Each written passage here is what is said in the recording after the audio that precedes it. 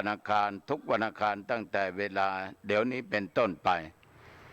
อาตมาภาพตัวเจ้าวัดหนองตองหางดงจังหวัดเชียงใหม่ก็ได้มาพบกับญาติกับโยมในรายการธรรมะซึ่งตั้งหัวข้อว่าธรรมะก่อนนอนแต่บางคนก็นอนหลับแล้วนะ พักผ่อนแล้วเพราะว่ากลางวันเพลียมาก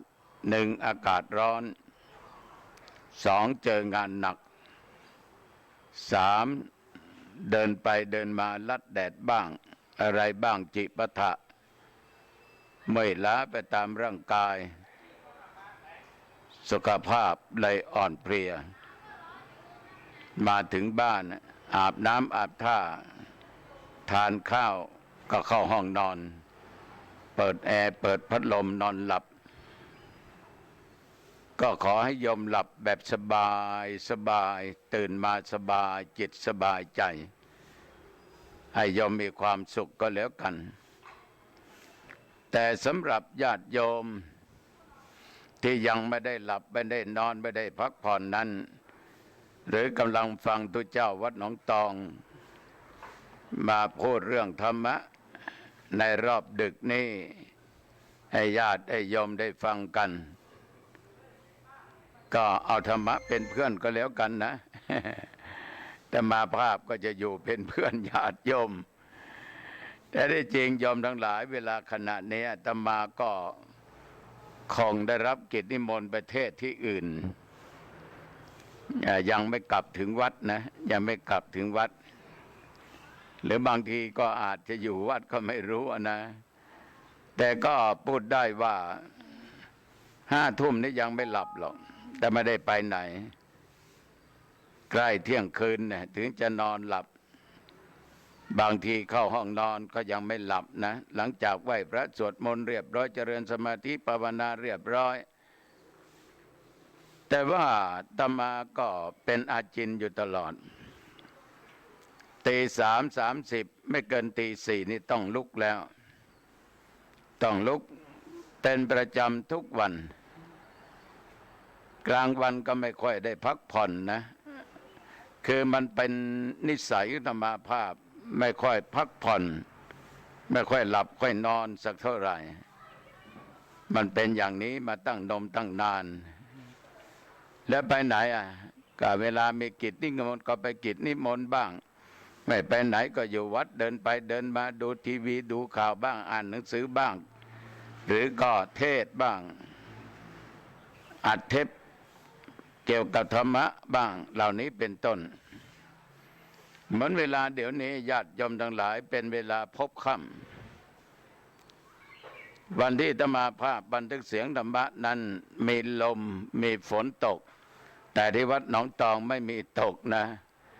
แถวตลาดอำเภอหางดงเนี่ยโอ้โยมฝนตกเยอะในเมืองฝนก็ตกแยะสันปะตองบางแห่งฝนก็ตกเพราะมีญาติโยมโทรไปบอกว่าหลวงพ่อที่นี่ฝนตกมากนะเหมือนอำเภอหางดงโยมเขาเดินทางไปในเมืองเชียงใหม่ก็โทรมาบอกว่าตุลงบ้านเราฝนตกไหมก็ตอบว่าไม่มีแต่แดดมันก็แปลกดีเขาก็ตอบว่าที่หางดงในฝนตกลงเยอะแถมยังมีแสงแดดอีกเนี่ยญาติโยมทั้งหลายทุกสิ่งทุกอย่างนั้นมันเป็นสิ่งไม่แน่อยู่ในโลกใบเดียวกันไม่ห่างไกลกันสักเท่าไหร่ฝนก็ตกไม่ทั่วใบไม้เสียแล้วอย่างไรก็ตามญาติโยมชีวิตคนเราก็เช่นเดียวกันมันก็ลุ่มดอนเป็นแต่กรรมเป็นแต่เวรของแต่ละบุคคลที่สร้างไว้ฉะนั้นอาตมาจึงบอกโยมเบื้องต้นว่าญาติโยมบางคนนั้นกลับมาบ้านก็พักผ่อนนอนหลับสบายแต่บางคนยังไม่ได้หลับไม่ได้นอนบางท่านบางคนก็ฟังตัวเจ้าหนองตองนำเอาธรรมะนำเอาข้อคิดมาบรรยายให้ท่านทั้งหลายได้ฟังกันอยู่ในวันนี้คืนนี้นะอาตมาจะนำเอาเรื่อง โจรกลับใจ เรื่องโจรกลับใจ ก็คงจะเรื่องของโจรองคุลิมานนั่นแหละมาพูดมาเล่ามาสู่ให้ญาติโยมได้ฟังกันเรื่องขององคุลิมานนี่หมายถึงโจรที่ฆ่าคนอย่างเดียวญาติโยมฆ่าแล้วก็ตัดเอานิ้วมือนั้นมาร้อยเป็นพวงมาลัยให้ครบ1,000 นิ้วนะแต่ว่าโจรองคุลิมานไล่ฆ่าพระพุทธเจ้าไล่เท่าไหร่ก็ไม่ทันนะระยะทางใน3 โยชน์ 4 โยชน์ก็ไม่ทันพระพุทธองค์ได้แสดงฤทธิ์ให้องคุลิมานได้เห็นและด้วยวาจาที่ศักดิ์สิทธิ์ว่าเราหยุดแล้วแต่ท่านนั้นสิยังไม่หยุดแค่นี้ยอมทั้งหลายองคุลิมานก็ได้สติขึ้นมาว่าพระสมณะองค์นี้คือพุทธเจ้าอย่างแน่นอนที่จะมาโปรดเราองคุลิมานเรื่องขององคุลิมานนี้ญาติโยมทั้งหลายเขาสร้างเป็นภาพยนตร์ก็มีในสถาบันการศึกษาก็มีการเล่าสู่ให้การฟังศึกษากันบ้างตามตำรับตำราอยู่ในวัดในวาก็ได้ศึกษาในพระสูตรในหนังสือเพราะว่าผู้ที่มีความรู้ความสามารถก็ได้แต่งได้เขียนได้พิมพ์ไว้เราก็ได้ศึกษากันเรื่องโจรองคุลิมานสาธุชนญาติโยมองคุลิมานนี้เดิมทีนั้นก็เป็นคนเกิดในตระกูลพราหมณ์มารดาของท่านนั้นก็เป็นพราหมณ์ชื่อว่านางมันตานีพราหมณ์สำหรับบิดาของท่านนั้นก็มีชื่อว่าคัคคะพราหมณ์คัคคะพราหมณ์นี่มีพิเศษอยู่อย่างหนึ่งนะโยมนะเป็นปุโรหิตก็เป็นที่ปรึกษาของพระราชาในด้านที่เกี่ยวกับขนบธรรมเนียมประเพณีบ้างจารีตต่างๆบ้างอยู่ในสำนักของพระเจ้าประเสนทิโกศลสาธุชนญาติโยมคืนที่องคุลิมานเกิดขึ้นมานี้ในสำนักของพระเจ้าประเสนทิโกศลนั้นก็เกิดสิ่งที่ไม่คาดฝันเกิดขึ้นคืออาวุธนานาชนิดทั่วพระนครมีแสงสว่างขึ้นแม้แต่แสงมงคลที่ห้องบรรทมของพระราชาก็มีแสงสว่างลุกโผล่ขึ้นทำให้พระราชานั้นหรือพระเจ้าประเสนทิโกศลเกิดความกลัวนอนบรรทมอยู่แท้ๆได้เห็นแสงได้ยินเสียงก็นอนไม่หลับคือบรรทมไม่ลงนั่นเองบรรทมไม่ลงนั่นเองคือไม่หลับสาธุชนญาติโยมเวลานั้นเป็นเวลาที่บิดาขององคุลิมานนี้กำลังตรวจตราดูดวงดาวนักษัตริย์ก็รู้ทันทีว่าท่านองคุลิมานเนี่ยเกิดในฤกษ์ของดาวโจรอนาคตจะต้องเป็นโจรอย่างแน่นอนปุโรหิตอันเป็นพ่อขององคุลิมานนี้พอรุ่งเช้าก็เข้าไปเฝ้าพระเจ้าประเสนทิโกศลแล้วก็ปุโรหิตก็ทูลถามพระเจ้าประเสนทิโกศลว่าในคืนที่ผ่านมานั้นบรรทมดีหรือพระเจ้าข้าหรือว่าหลับสบายดีหรือไม่พระเจ้าประเสนทิโกศลก็ได้ตรัสตอบจะหลับได้สบายยังไงเพราะว่า เมื่อคืนที่ผ่านมานานแสงมงคลของฉันก็เกิดแสงสว่างอาจารย์รู้หรือไม่ว่ามันหมายถึงอะไรกันแน่ที่มันเกิดขึ้นมันเป็นแสงที่น่ากลัวมากๆสาธุชนปุโรหิตก็กราบทูลพระเจ้าประเสนที่โกศลไปว่าขอแด่พระองค์อย่าทรงกลัวไปเลยพระเจ้าค่ะเมื่อคืนนี้ลูกของข้าพเจ้าของพระองค์นี้เกิดที่เรือนของข้าพเจ้าเองอาวุธทั้งหลายไม่ใช่จะส่องแสงสว่างด้วยอานุภาพของเด็กนั้นพระราชาทรงถามต่อไปว่าแล้วจะมีเหตุการณ์อะไรเกิดขึ้นพี่น้องญาติโยมท่านผู้ฟังปุโรหิตก็กราบทูลว่าเด็กคนนี้จะเป็นโจรพระเจ้าค่ะแล้วทรงถามอีกว่าเขาจะเป็นโจรพระเนจรไปคนเดียวหรือว่าเป็นโจรที่ชิงราชสมบัติของพระองค์ก็ทูลไปว่าเขาจะเป็นโจรพระเนจรคนเดียวพระเจ้าค่ะและเพื่อให้พระราชาทรงสบายในพระทัยก็จึงทูลขอพระราชาอนุญาตให้ฆ่าเด็กนั้นเสียยอมคิดยังไงปุโรหิตนี่ขอพระราชาอนุญาตจากพระเจ้าประเสนที่โกศลว่าขอฆ่าเด็กอันเป็นบุตรของตนเองเป็นลูกของตัวเองพระเจ้าประเสนที่โกศลไม่ทรงอนุญาตโดยให้เหตุผลว่าเป็นโจรคนเดียวคงทำอะไรไม่ได้มากนักหรอกเหมือนกับรวงข้าวรวงเดียวในนาพันไร่พร้อมทั้งขอให้เลี้ยงเด็กคนนี้ไว้พวกญาติก็เลยไม่รู้ว่าจะทำยังไงเขาทั้งหลายเลยตั้งชื่อเพื่อแก้เคล็ด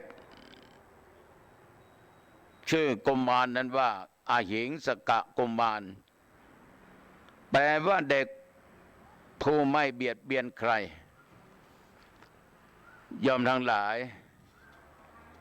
เมื่อท่านเจริญเติบโตขึ้นโอ้อาหิงสกะนี่ญาติโยมมีกำลังเท่าช้างสารนะถึง7 เชือกโยมบิดาคือผู้เป็นพ่อนั้นก็ส่งไปศึกษาศิลปะวิทยาในสำนักของอาจารย์ทิสาปาโมกก็อยู่ที่เมืองตะกะศิลาสำนักของอาจารย์ทิสาปาโมกในเมืองตะกะศิลานี้ลูกของเหล่าอามาตย์เสนาปุโรหิตพระราชาก็ดีอะไรก็ตามถ้ามีพระโอรสจะส่งก็ไปศึกษาในสำนักตะกะศิลาหรือว่าศิลาในสำนักของอาจารย์ทิสาปาโมกเดี๋ยวนี้สำนักการศึกษาตะกะศิลาก็ยังมีอยู่ซึ่งเป็นเมืองที่คนในสมัยนั้นนิยมส่งบุตรหลานไปศึกษาเล่าเรียนศิษย์ชนิดที่ต้องทำการงานให้อาจารย์ยอมทั้งหลายที่นี่เองแหละที่ทำให้ท่านต้องกลายเป็นโจรโดยจำเป็นเพราะอะไรโยมมันมีเรื่องเล่าอยู่ว่าขณะที่ท่านกำลังศึกษาอยู่นั้นอหิงสกะนิยมนับว่าจัดเป็นศิษย์ที่พร้อมโดยวัดปฏิบัติตั้งอกตั้งใจรับใช้อาจารย์และภรรยาของอาจารย์ตั้งอกตั้งใจศึกษาร่ำเรียนตั้งใจทำงานพูดจาไพเราะอ่อนหวานการศึกษาเล่าเรียนก็เล่าเรียนโดยเคารพแล้วเคารพอาจารย์และภรรยาฝ่ายอาจารย์ทิสาปาโมกและภรรยานั้นจึงสงเคราะห์อหิงสกะนอกจากให้ที่อยู่ที่อาศัยแล้วก็ ก็ยังแบ่งปันอาหารให้อีกให้วิชาความรู้แก่อหิงสกะอีกญาติโยมเป็นธรรมดาแล้วในสำนักนี้มีศิษย์ตั้งเยอะตั้งแยะนะศิษย์คนอื่นนั้นก็ทนเห็นความรักความเมตตาที่เกิดจากอาจารย์ที่มีต่ออหิงสกะเกิดความอิจฉาขึ้นขอยโยนขึ้นศิษย์ทั้งหลายก็มานั่งปรึกษากันว่านี่ท่านทั้งหลายเห็นไหมนับตั้งแต่อหิงสกะมาเรียนในที่นี่อาจารย์ไม่เห็นหัวพวกเราเลยอะไรก็อหิงสกะอะไรก็อหิงสกะแม้แต่ภรรยาของอาจารย์ก็ไม่ถามหาพวกเราถามมาแต่อหิงสกะ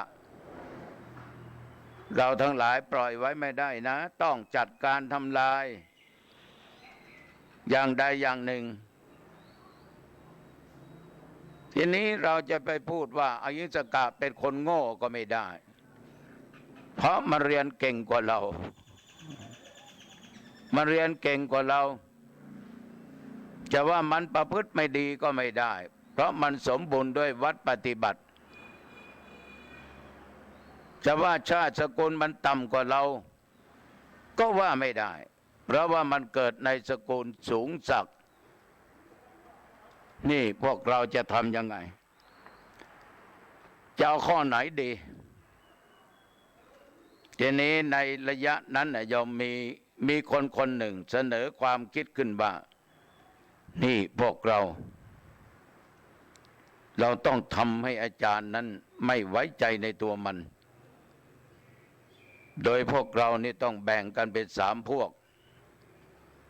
แล้วก็บอกถึงแผนการยุแย่ต่างๆในพวกเดียวกันให้เข้าใจว่าแล้วเขาก็วางแผนกันพวกแรกก็พากันเข้าไปหาอาจารย์ที่สาปาโมกข์แล้วก็ยกมือไหว้ก็ยืนอยู่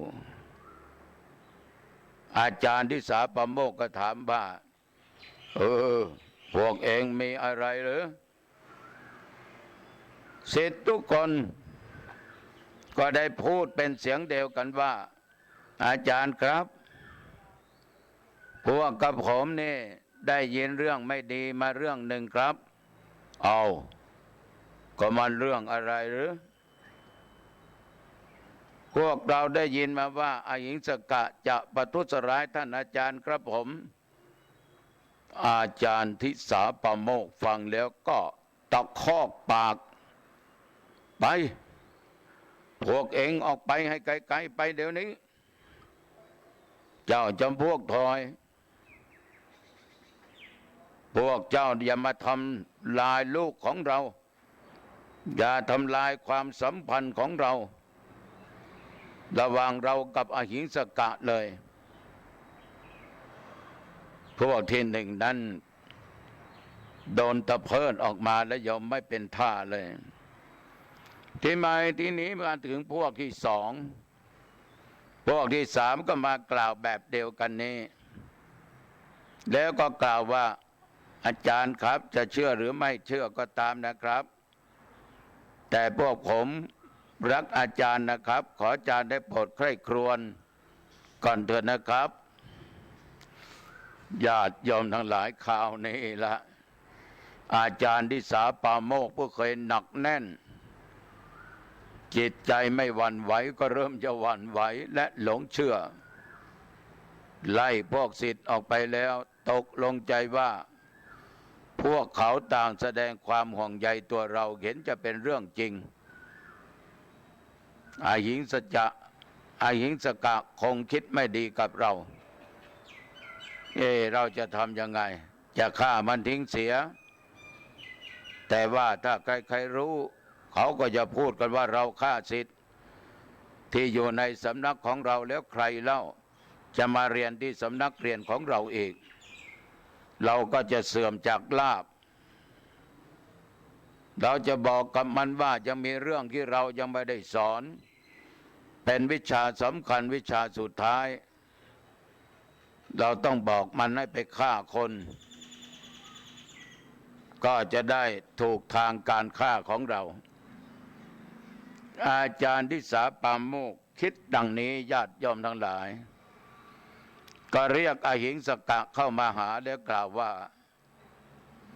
นี่อหิงสกะเจ้าต้องฆ่าคนให้ได้1,000 คนนะแล้วก็ตัดนิ้วมือเมื่อได้1,000 คนก็เป็นอันว่าเจ้าได้สำเร็จวิชาชั้นสุดท้ายทั้งเป็นการบูชาครูอีกด้วยอหิงสกะได้ฟังอาจารย์พูดดังนั้นก็กล่าวว่าข้าแด่ท่านอาจารย์กระผมนี้เกิดในตระกูลที่ไม่เบียดเบียนกระผมเองไม่อาจทำเช่นนั้นได้อาจารย์ก็ตอกย้ำว่าเรียนศิลปะแล้วไม่ให้ฆ่าครูบูชาครูศิลปะนั้นก็จะไม่ให้ผลนะพ่อเอ้ยอหิงสกะอหิงสกะได้ฟังดังนั้นแล้วด้วยความไร้กรุณาที่ตนได้สั่งสมไว้แต่ชาติปางก่อนคือชาติที่เกิดเป็นยักษ์และเป็นโจรโปริศาสก็จึงจัดหาอาวุธ5 อย่างครบมือแล้วก็ไหว้ลาอาจารย์เข้าไปสู่ยังป่าชาลินวันเขตของแคว้นโกศลญาติโยมทั้งหลายยอมลองพิจารณาดูว่าอหิงสกะจะฆ่าคนนะเพราะอะไรโดยเหตุไรจึงจะฆ่าคนไปหลบซ่อนอยู่ในดงไผ่ระหว่างภูเขาลูกใหญ่ๆตรงกลางเป็นหนทางใหญ่อหิงสกะได้ขึ้นไปยืนอยู่บนยอดเขาแล้วก็มองลงมาเห็นพวกมนุษย์สัญจรไปมาอหิงสกะก็ลงไปฆ่าแล้วไม่ฆ่าได้ตัดเอานิ้วมือมาห้อยที่ยอดไม้ห้อยตรงนี้แหละแล้วจะมานับทีหลังแต่ก็มีแร้งมีกามาจิกกินนิ้วมือเหล่านั้นนิ้วมือทั้งหลายที่อหิงสกะฆ่าแล้วก็ตัดหล่นลงมาบนพื้นดินโยมนิ้วมือเหล่านั้นก็เปื่อยเน่าอหิงสกะมานับนิ้วมือเท่าไหร่ก็ได้ไม่ครบจำนวน1,000สักทีเขาก็จึงฆ่าคนเพิ่มขึ้นและตัดนิ้วมือนำมาร้อยทำเป็นมาลัยนิ้วมือไปไว้ไหนโยมคาดไว้ที่เอวไม่ใช่ที่แขนไม่ใช่คล้องไว้ที่คอโดยเหตุนี้จึงปรากฏชื่อว่าองคุลิมานองคุลิมานเป็นมหาโจรเที่ยวไปในป่าชาวบ้านชาวเมืองได้รู้ข่าวอย่างนั้นก็ไม่มีใครกล้าเข้าไปในป่าไปหาฟืนหาอะไรเขาจึงต้องออกมาฆ่าคนที่ตามบ้านตามเรือนตอนค่ำตอนมืดตอนกลางค่ำกลางคืนอย่างดุร้ายไร้เมตตาไร้กรุณาใช้เท้าถีบประตูเข้าไปบ้านไหนปิดประตูถีบแล้วก็ฆ่าคนที่นอนอยู่ก็กำหนดนับได้ว่า1ไม่มีคนที่อยู่ใกล้ป่าอีกเขาก็บุกไปฆ่าคนในนิคมหมู่บ้านพวกมนุษย์ทั้งหลายคนทั้งหลายกลัวมากละทิ้งบ้านเรือนหอบลูกจุงหลานหนีไป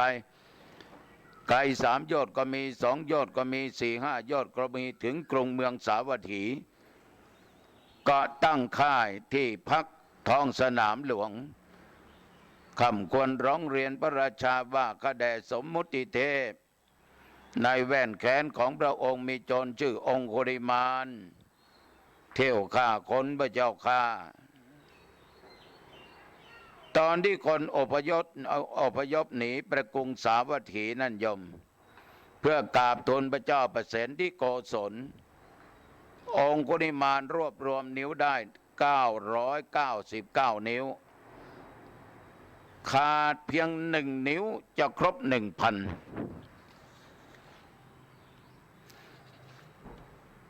พราหมณ์ผู้เป็นบิดาทราบข่าวการร้องทุกข์ของประชาชน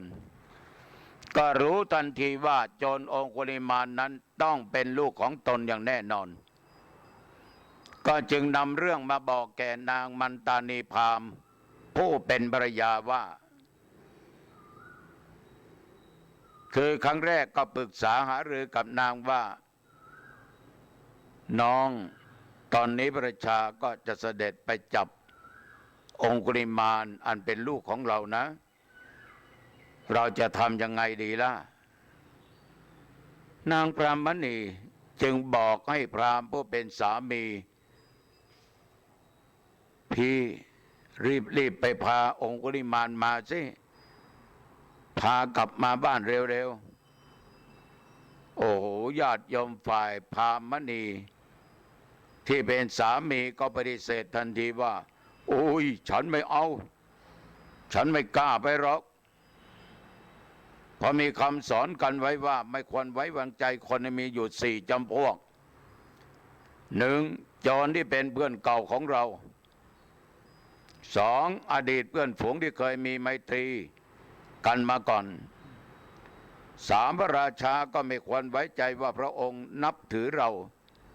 4. หญิงไม่ควรไว้ใจว่านับอยู่ในเครือญาติของเราโหดร้ายน่ากลัวขนาดไหนน้องก็ลองคิดเอาเองยอมทั้งหลายปุโรหิตพราหมณ์อันเป็นพ่อขององคุลิมานนั้นไม่เอาไม่ยอมที่จะไปจับไม่ยอมที่จะไปเอาองคุลิมานกลับมาบ้านแต่หัวใจที่อ่อนโยนของผู้เป็นแม่คือนางพรามณีนางก็จึงรับอาสาจะพาลูกกลับมาเองเมื่อพี่ไม่ไปข้าก็จะไปไหนก็ลูกของข้า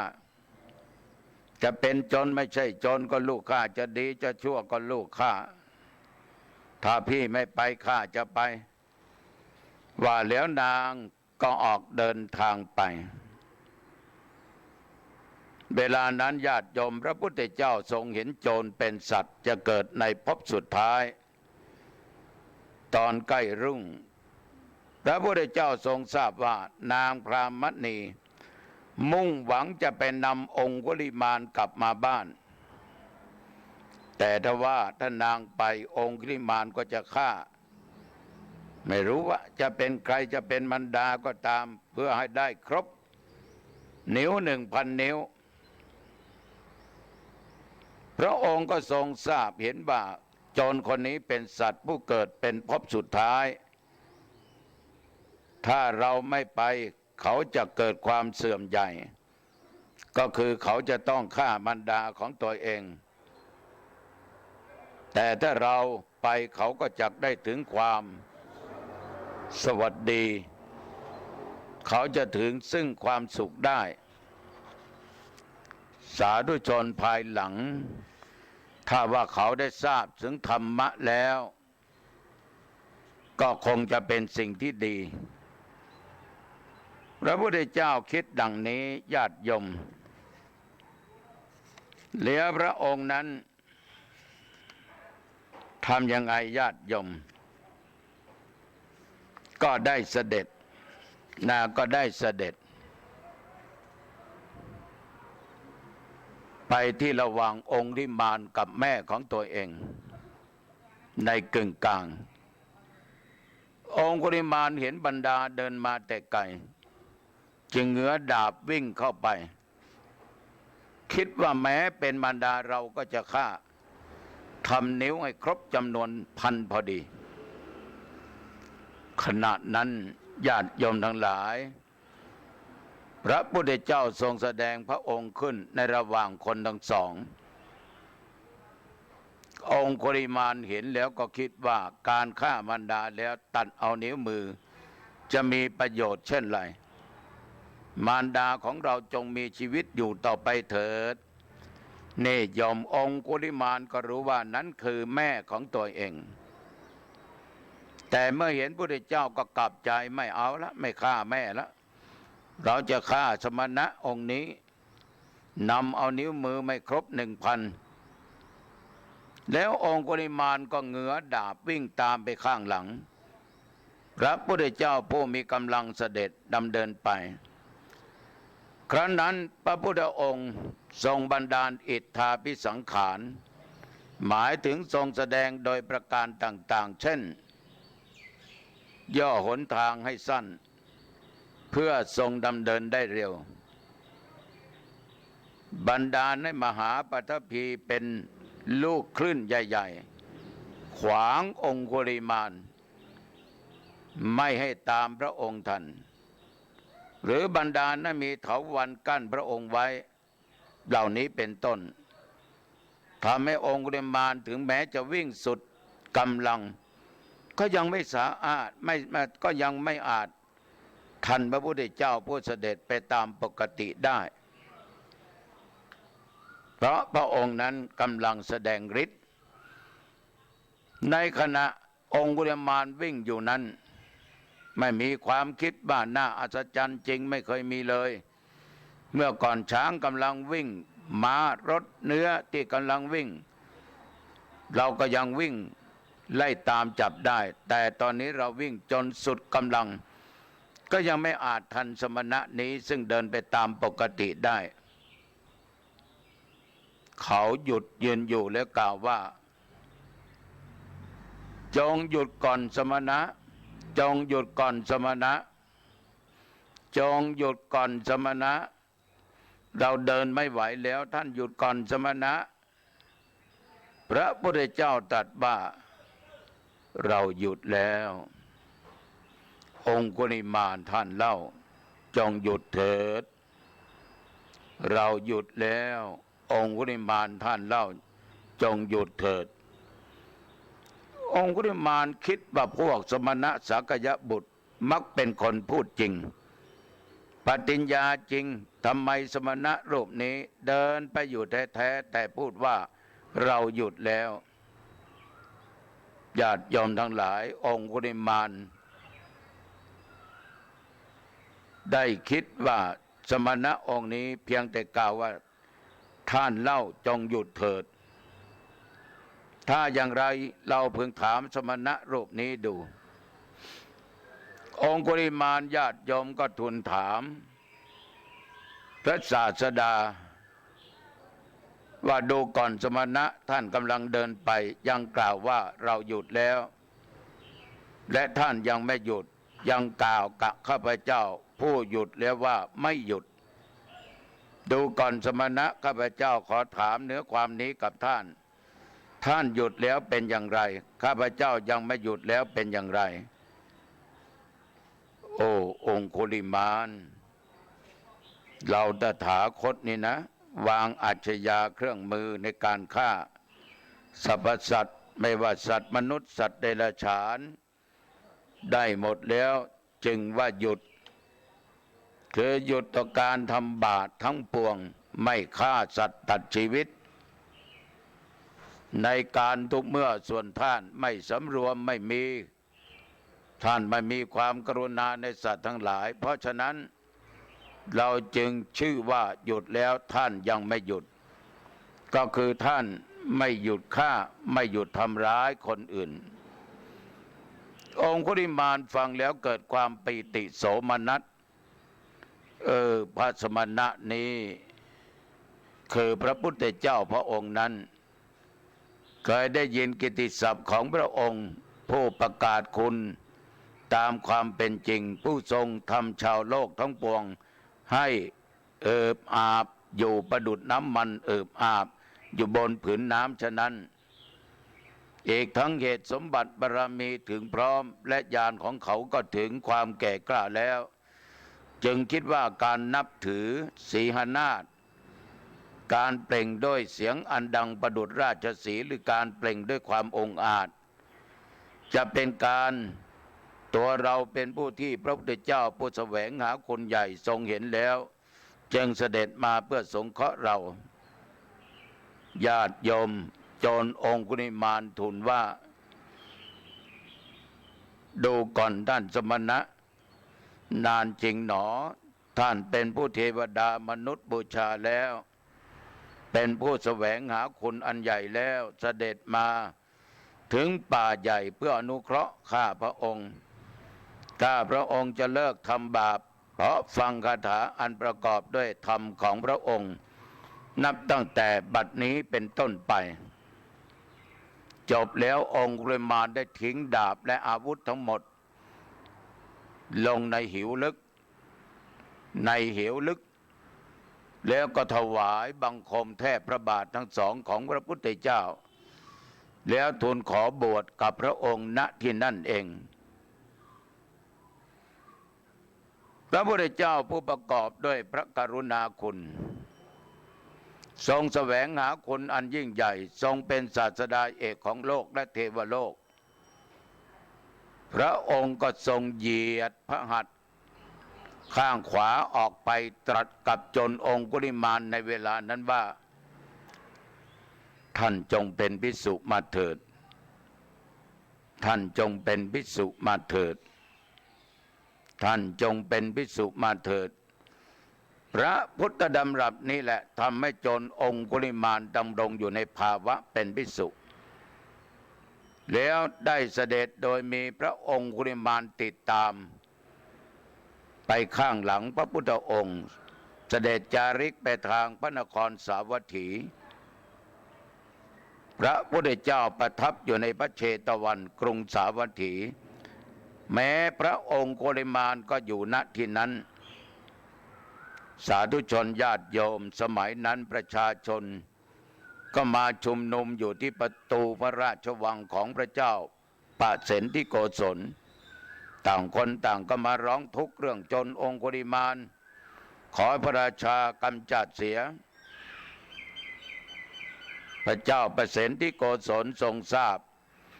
ก็เสด็จออกจากนครสาวัตถีโดยกระบวนม้าประมาณ500 ตัวแล้วก็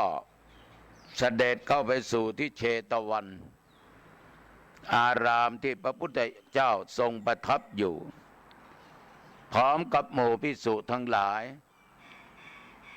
พระเจ้าปเสนทิโกศลลงจากยานแล้วก็ดำเดินเข้าไปกราบไปไหว้พระบาทพระพุทธเจ้าถึงที่ประทับแล้วก็บังคมแล้วก็ประทับนั่งพระพุทธเจ้าตรัสถามว่าดูก่อนมหาบพิตรพระเจ้าแผ่นดินมัคคตพระนามว่าพิมพิสารทรงทำให้พระองค์ขัดเคืองหรือว่าเจ้าฤชวีเมืองเวสาลีหรือว่าพระราชาที่เป็นปฏิปักษ์อื่นยกทัพมาสู้รบมาแย่งชิงตีเอาเมืองหรือพระเจ้าปเสนทิโกศลกราบทูลว่าไม่มีพระเจ้าแผ่นดินพระองค์ใดทำให้หม่อมฉันขัดเคืองเลยพระเจ้าข้าแต่ในแว่นแคว้นของหม่อมฉันมีโจรชื่อองคุลิมานพระพุทธองค์ตรัสถามว่าดูก่อนมหาราชถ้ามหาบพิตรทอดพระเนตรเห็นองคุลิมานปรงผมและหนวดนุ่งห่มผ้ากาสายะออกจากเรือนบวชเป็นบรรพชิตเว้นการฆ่าสัตว์แล้วฉันพระทหารหนเดียวมีศีลมีกัลยาณธรรมมหาบพิตรจะทรงทำอย่างไรกับเขาพระราชาก็ตรัสตอบว่าข้าแต่พระองค์ผู้เจริญหม่อมฉันนี่นะจะไหว้ลุกขึ้นรับเชื้อเชิญให้นั่งแล้วบำรุงได้ปัจจัย4ทั้งจัดการรักษาปกป้องคุ้มครองให้อย่างเป็นธรรมข้าแด่พระองค์ผู้เจริญว่าแต่องคุลิมานนั้นเป็นคนทุศีลมีบาปกรรมอยากมีความสำรวมด้วยศีลได้อย่างไรขณะนั้นพระองคุลิมานนั่งอยู่ไม่ไกล พระพุทธเจ้าจึงยกพระหัตถ์ข้างขวาขึ้นชี้แล้วตรัสบอกพระราชาว่ามหาบพิตรนั่นดูนั่นองคุลิมานพอได้สดับฟังพระเจ้าเปรตที่โกศลถึงกับสะดุ้งเหงื่อไหลสมเลยโยมแล้วจนตัวของพระองค์สั่นเพราะไม่คาดคิดว่าจะเป็นเรื่องจริงไปได้พระพุทธเจ้าตรัสบอกว่าไม่ต้องกลัวพระองคุลิมานบัดนี้ท่านไม่ใช่คนที่จะต้องกลัวพอระงับความกลัวได้พระเจ้าเปรตที่โกศลก็เสด็จเข้าไปสนทนากับพระองคุลิมานและปวารณาเป็นยมอุปถากอีกทั้งยังได้ยกย่องสรรเสริญพระพุทธเจ้าว่าเป็นบุคคลที่น่าอัศจรรย์ทรงปราบคนที่ปราบได้ซึ่งปราบได้ยากโดยไม่ใช้อาวุธอะไรเลยพอได้เวลาสมควรพระราชาก็ทูลลาพระพุทธเจ้าเสด็จกลับพระนครวันนี้ตัวเจ้าน้องตองพูดไปพูดมาก็เห็นว่าเป็นเวลาพอสมควรเรื่องมหาชนองคุลิมานกลับใจนี้ยังไม่จบแต่มันดึกแล้วนะโยมนะก็เห็นว่าพอเหมาะพอดีต่อไปนี้ขอให้ญาติโยมลูกหลานเหลนทั้งหลายปิดประตูบ้านให้ดีนะขึ้นหอขึ้นเรือนก็ปิดประตูเรือนปิดหน้าต่างให้เรียบร้อยชำระร่างกายอาบน้ำอาบท่าใส่ผ้าใส่ผ่อนชุดสีที่โยมชอบนุ่งเลยคืนนี้เก็บของมีค่าไว้เป็นระเบียบเรียบร้อยของไหนของใดที่จะใช้พวกนี้ก็ตระเตรียมไว้ที่โล่งแจ้งหน่อยดับฟืนดับไฟปิดสวิตช์ไฟฟ้าแล้วเข้าห้องพระหรือห้องนอนสำรวมจิตสำรวมกายไหว้พระนึกถึงคุณแห่งพระพุทธเจ้าพระธรรมเจ้าพระสังฆเจ้าไหว้3 ครั้งกล่าว3 ครั้งครั้งที่4นึกถึงคุณบิดามารดาครั้งที่5นึกถึงคุณครูอาจารย์ถ้าเป็นพระเป็นน้อยเป็นหนาเนี่ยนึกถึงอุปชาที่บวชเราเป็นเนนเป็นพระเราได้เป็นเนนเป็นพระเพราะอุปชาท่านได้ยกเราเป็นเนนเป็นพระนึกถึงผู้มีพระคุณทั้งหลายแล้วเจริญจิตภาวนาพอสมควรอย่าให้มากแล้วก็จงแผ่เมตตาแก่สรรพสัตว์เจ้ากรรมนายเวรผู้มีพระคุณบรรพบุรุษตลอดจนเพื่อนพ้องมิตรสหายลูกเต้าผัวเมียญาติทั้งหลายปู่ย่าตายายที่ล่วงลับดับขันไปสรรพสัตว์ก็ขอให้เขานั้นจงไปสู่สุคติแล้วก็แผ่เมตตาตัวเองว่าขอข้าพเจ้าจงเป็นสุขเป็นสุขอย่าได้มีความทุกข์กายทุกข์ใจอย่าอดอย่าอยากเลยไม่ว่าภพนี้และภพหน้าขอได้กราบได้ไหว้พระสิริยะเมตไตรไม่ว่าภพใดๆแล้วก็สำรวจดูข้อศีลปานาทินากาเมมุสาสุราสะอาดบริสุทธิ์ไม่บกพร่องข้อไหนยอมก็หลับตาลงนอนหลับให้เป็นสุขนะลูกนะฝันก็ฝันดีตื่นเช้ามาก็เป็นสุขนะวันนี้ขอความผาสุกความเจริญในธรรมจงบังเกิดมีแก่ญาติโยมท่านผู้ฟังทุกท่านทุกคนอายุวันโนสุขังพลังพบกันใหม่ในคณะเจริญพร